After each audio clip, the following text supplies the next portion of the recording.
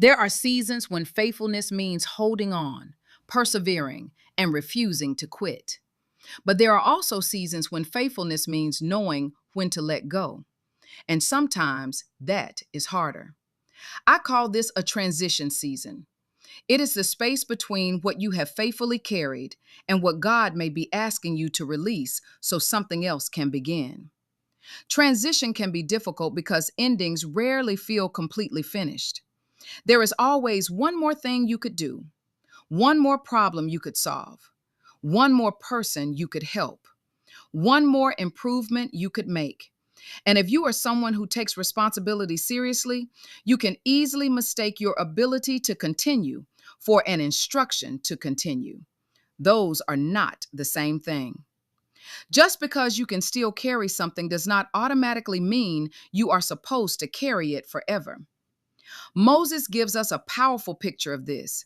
He had led Israel for 40 years, but he would not be the one to lead them across the Jordan. That responsibility would pass to Joshua. And what I find significant is what Moses did with that reality. He prepared for succession. In Deuteronomy 31, Moses tells the people that Joshua will lead them across. Then he calls Joshua publicly and tells him to be strong and of a good courage. Moses understood something we sometimes struggle to accept. The work could continue without him being the one to lead it. That is maturity. Because transition is not always about leaving something that failed.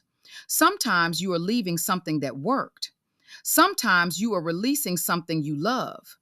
Sometimes you are watching another person carry what you sacrificed to build. And that requires a different kind of faith. It requires trusting God not only with your future, but with the future of what you are leaving behind. This is where discernment becomes important. Sometimes familiar work begins to feel different. Things that once energized you become unusually heavy. You may sense a persistent restlessness or recognize that your role is changing. But be careful. Difficulty alone does not mean God is telling you to leave. Reduced results do not automatically mean a season is over. And restlessness can come from many places, including exhaustion, frustration, disappointment, or fear. So don't make permanent decisions based on temporary emotions. Pray, pay attention, seek wisdom, and ask a better question than, do I still want to do this? Ask, what does faithful stewardship require from me now? Because sometimes stewardship means continuing, and sometimes stewardship means succession. If God is transitioning you, your responsibility is not simply to walk away. Your responsibility is to finish well. Bless the people who are coming after you. Share what you have learned. Document what should not be lost. Prepare the next person to carry the responsibility without requiring them to carry it exactly the way you did. And then release it.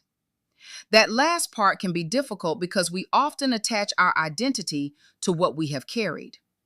We become the leader, the builder, the person everybody calls, the one who knows how everything works.